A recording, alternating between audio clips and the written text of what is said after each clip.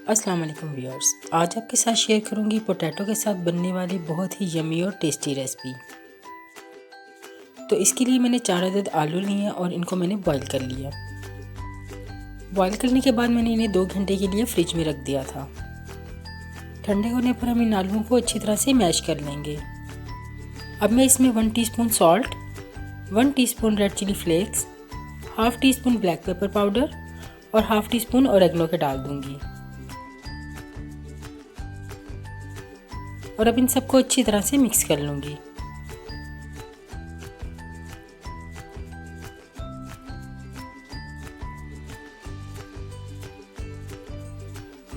अब मैं इसके छोटे छोटे से बॉल्स तैयार कर लूँगी।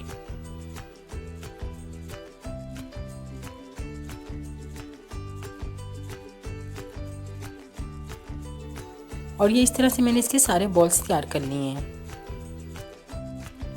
अब मैं एक वुडन स्क्वायर में इन बॉल्स को डालकर इसकी एक स्टिक तैयार कर लूँगी।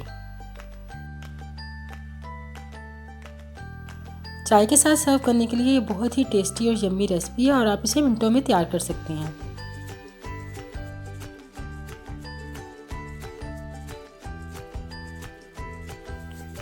इस तरह से ये सारे स्टिक्स मैंने तैयार कर लिए हैं।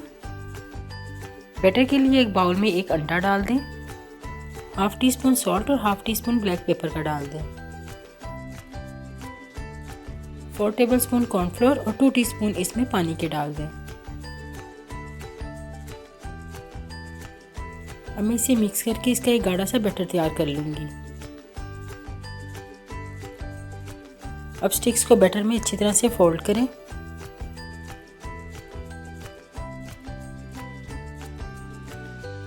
और इसके ऊपर ब्रेड क्रम्स डाल दें।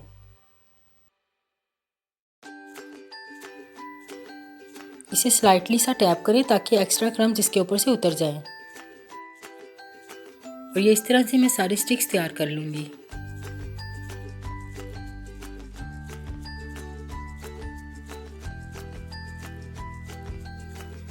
ऑयल को मैंने बड़ा अच्छा सा गर्म कर लिया। अब इन स्टिक्स को इसमें डालकर हम फ्राई करेंगे।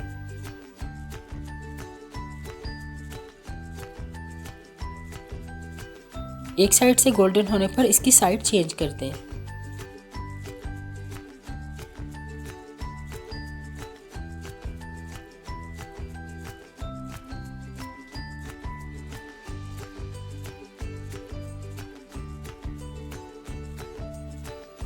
चारों तरफ से कलर आ जाए तो इसको बहुत ध्यान से बाहर निकाल लें ताकि इसकी शेप खराब ना हो।